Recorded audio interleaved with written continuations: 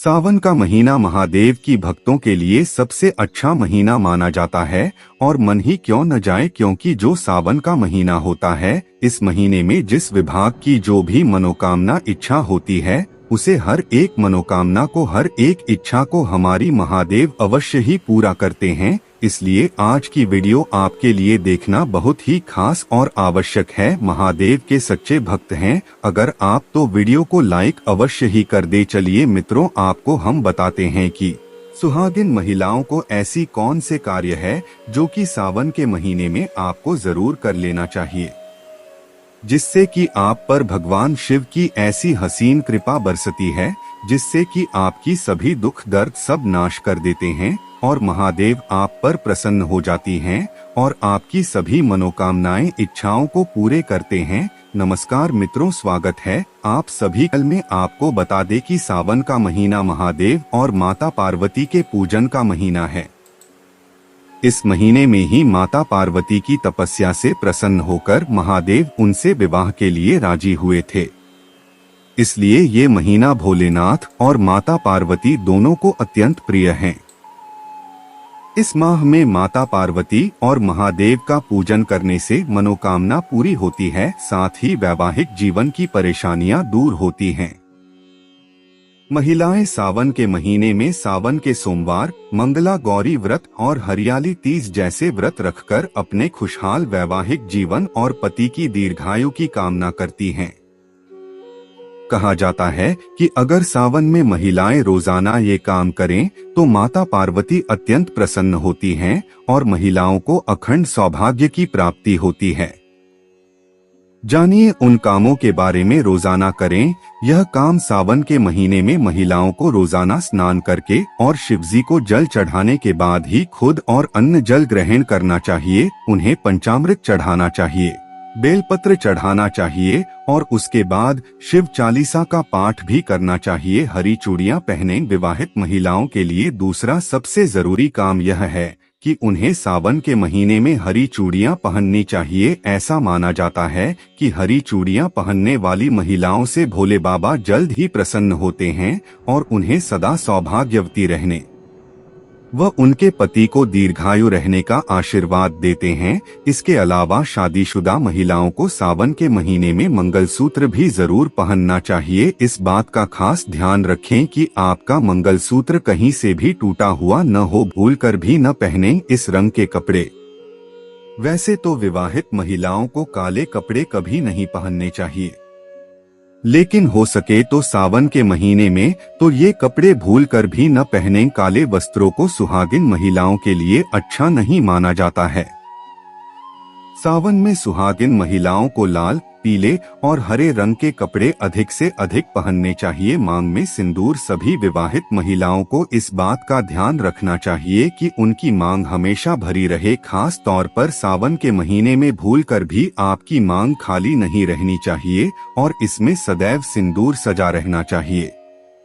सिंदूर लगाकर ही महिलाओं को पति के सामने आना चाहिए। ऐसा करने वाली महिलाओं को भोलेनाथ अखंड सौभाग्यवती रहने की आशीर्वाद देते हैं। बिछिया और पायल। सावन के महीने में विवाहित महिलाओं के पैर में बिछिया और पायल जरूर रहना चाहिए। मान्यता है कि जो महिलाएं सावन के महीने में छन छन करने वाली पायल पहनती हैं, उनके घर में भोले बाबा और पार्वती स्वयं पधारते हैं। इतना ही नहीं, ऐसी महिलाओं को साक्षात लक्ष्मी का रूप माना जाता है और ऐसे लोगों के घर में कभी धन की कमी नहीं होती है। इन वस्तुओं का करें दान। सभी विवाहित महिलाओं को सावन के महीने में श्रृंगार की चीजों का दान करना चाहिए। इसका दान आप किसी भी गरीब या फिर किसी भी विवाहित महिला करेंगी तो आपका सुहाग हमेशा सलामत रहेगा और आपके घर में सदैव प्रसन्नता बनी रहेगी। परिवार में खुशियां आएंगी और भोले बाबा आपसे प्रसन्न होकर सुखी संपन्न रहने का आशीर्वाद देंगे। न करें क्रोध। सावन के महीने में सुहागिन महिलाओं को कभी क्रोध नहीं करना चाहिए और न ही किसी से ऊंची आवाज में बात करनी चाहिए। परिवार में भी किसी से वाद विवाद करने से बचना चाहिए। अगर आपको किसी की बात बुरी भी लगती है या फिर उस पर गुस्सा आता है तो उस वक्त ओम नमः शिवाय मंत्र का जप करने से आपका गुस्सा शांत हो जाएगा। ऐसा करने से आपके घर में क्लेश नहीं होता है। हाथों पर मेहंदी। सावन के महीने में सभी विवाहित महिलाओं को हाथों पर मेहंदी जरूर लगानी चाहिए। हाथों पर हरी हरी मेहंदी लगाना सुहागिन महिलाओं के लिए बहुत शुभ माना जाता है और ऐसा करने से उन्हें माता पार्वती का आशीर्वाद प्राप्त होता है। इसे सुहाग की निशानी माना जाता है। 16 श्रृंगार विवाहित महिलाओं का गहना माना जाता है। सावन के महीने में विवाहित महिलाओं को अवश्य ही 16 श्रृंगार करना चाहिए। इसके अलावा श्रृंगार की सभी वस्तुएं माता पार्वती को अर्पित करनी चाहिए। इससे माता पार्वती खुश होती हैं और आपको अखंड सौभाग्यवती होने का आशीर्वाद देती हैं। सोमवार को भजन। सावन के महीने में सुहागिन महिलाओं को हर सोमवार को शिवजी और पार्वती जी के भजन करने चाहिए और सुखी रहने की प्रार्थना करना चाहिए। भगवान शिव और माता पार्वती थोड़ी सी पूजा करने पर ही अपने भक्तों पर प्रसन्न हो जाते हैं और उन्हें सदैव सुखी संपन्न रहने का आशीष देते हैं। भगवान शिव की विशेष कृपा पाने के लिए सावन का महीना महत्वपूर्ण माना जाता है। आज से सावन का शुभारंभ हो चुका है। कहा जाता है कि इस महीने शिव आराधना से मनोकामना जल्दी पूरी हो जाती, लेकिन इस दौरान कामों को करना पूरी तरह से वर्जित होता है। इन कामों को न करने पर ही भोले बाबा अपनी कृपा बरसाते हैं। ऐसे में आइए जाने अध्यात्म ही नहीं वैज्ञानिक मतों से भी सावन में न किए जाने वाले इन कामों के बारे में। हर रोज सुबह स्नान के बाद शिवलिंग पर जल चढ़ाएं। इसके बाद ही कुछ ग्रहण करें। सावन भर इस नियम का पालन करने से महादेव और मां पार्वती दोनों की कृपा प्राप्त होती है। ये काम महिलाओं के अलावा पुरुष भी कर सकते हैं। चूड़ियों को श्रृंगार का अहम हिस्सा माना जाता है।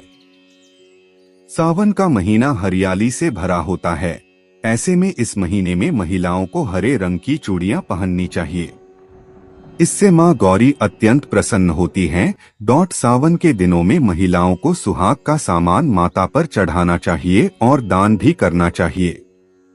इससे माता रानी प्रसन्न होती हैं और अखंड सौभाग्य प्रदान करने के साथ पति की दीर्घायु का आशीर्वाद देती हैं। सावन के महीने में मेहंदी लगाना भी बहुत शुभ माना जाता है। मेहंदी सुहाग की निशानी होती है, इसलिए इस माह में एक बार मेहंदी जरूर लगवाएं। हरियाली तीज पर मेहंदी का विशेष महत्व है। महादेव को भोलेनाथ भी कहा जाता है क्योंकि वे बहुत शीघ्र प्रसन्न होते हैं। वहीं सावन के महीने में उन्हें प्रसन्न करना और भी आसान होता है। महादेव की प्रसन्नता देखकर माता गौरी भी अत्यंत आनंदित होती हैं। इसलिए सावन के महीने में महिलाओं को महादेव के भजन गाने चाहिए। इससे उन्हें शिव और गौरी दोनों की कृपा प्राप्त होती है। सावन के महीने में किसी भी तरह के वाद विवाद या झगड़े से बचना चाहिए। ये महीना आनंद का महीना होता है। इसमें महादेव और माता का ध्यान करना चाहिए। यदि क्रोध आए तो ओम नमः शिवाय मंत्र का जाप करें। इससे गुस्सा शांत हो जाएगा और घर का वातावरण भी शुभ होता है। यदि आप इस दौरान डमरू घर लाती हैं और नियमित रूप से इसकी ध्वनि घर में गूंजती है तो आपके जीवन के समस्त कष्टों से मुक्ति मिलती है। चांदी का बेलपत्र भगवान शिव को अत्यंत प्रिय है। ऐसा माना जाता है कि बेलपत्र किसी भी रूप में भगवान शिव को स्वीकार्य होता है, बस उसकी पत्तियां कटीफती नहीं होनी चाहिए। यूं कहा जाए कि बेलपत्र के बिना भगवान शिव की पूजा अधूरी मानी जाती है। ऐसी मान्यता है कि सावन के महीने में यदि आप भगवान शिव को चांदी का बेलपत्र चढ़ाती हैं तो ये अत्यंत लाभदायक माना जाता है। इससे आपकी समस्त मनोकामनाएं पूरी हो सकती हैं और कष्टों से मुक्ति मिलती है। शमी का पौधा, शमी की पत्तियां भगवान शिव को मुख्य रूप से चढ़ाई जाती हैं। मान्यता है कि ये भगवान शिव की सबसे प्रिय चीजों में से एक है। सावन के पूरे महीने में यदि आप शमी की पत्तियां शिवलिंग पर अर्पित करती हैं तो घर में सदैव समृद्धि बनी रहती है। ऐसे ही यदि आप शमी का पौधा घर में सावन के महीने में लगाती हैं तो सदैव समृद्धि बनी रहती है। यदि आपके घर में शमी का पौधा है तब भी इस महीने नया पौधा घर में जरूर लाएं। यदि आप सावन के महीने में यहाँ बताएं कुछ चीजें घर में लाएंगी तो पूरे साल आपके घर में भगवान शिव की कृपा दृष्टि बनी रहेगी। अगर आपको यह स्टोरी अच्छी लगी हो तो इसे फेसबुक पर शेयर और लाइक जरूर करें। इसी तरह और भी आर्टिकल पढ़ने के लिए जुड़े रहें। हर जिंदगी से अपने विचार हमें कमेंट बॉक्स में जरूर भेजें। तुलसी की करें सेवा। सावन का महीना तुलसी की सेवा के लिए सबसे उत्तम माना जाता है। वास्तु में तुलसी का भी बहुत महत्व होता है। उत्तर दिशा में मिट्टी के गमले में तुलसी का पौधा लगाएं। इससे न केवल घर का वातावरण शुद्ध होता है बल्कि पूर्वजों का आशीर्वाद भी प्राप्त होता है। कुंवारी कन्याएं यदि अपने हाथ से तुलसी लगाएं तो उन्हें योग्य वर की प्राप्ति होती है।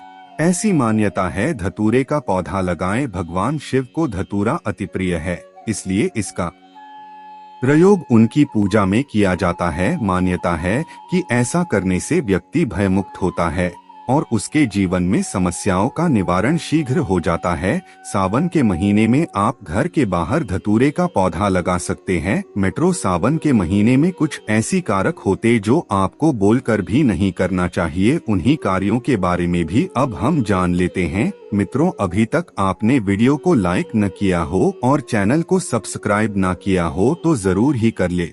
वीडियो को लाइक, चैनल को सब्सक्राइब और ज्यादा से ज्यादा हमारी जो माता है बहाने होती है उन्होंने तक इस वीडियो को ज्यादा से ज्यादा शेयर करें। बेहतर सेहत के लिए शुद्ध और पौष्टिक आहार के साथ उसकी तासीर और प्रवृत्ति पर भी विशेष ध्यान देने की सलाह दी जाती है। किस मौसम में क्या खाना चाहिए क्या नहीं, इसका आयुर्वेद में विस्तृत अध्ययन मिलता है। हिंदी कैलेंडर के अनुसार इस समय सावन का महीना चल रहा है। यह महीना देश में मानसून का माना जाता है। आयुर्वेद विशेषज्ञों के मुताबिक इस मौसम में सभी लोगों को खान पान को लेकर विशेष सावधानी और सतर्कता बरतते रहने की आवश्यकता होती है। अन्य मौसम में प्राय शरीर के लिए फायदेमंद मानी जाने वाली कुछ चीजों का सावन के महीने में सेवन करना कई तरह की समस्याओं का कारण बन सकता है। सावन का महीना मानसून के समय वाला होता है। ऐसे में इस महीने में वातावरण की आर्द्रता के कारण कई तरह के बैक्टीरिया और वायरस के उपजने का जोखिम होता है।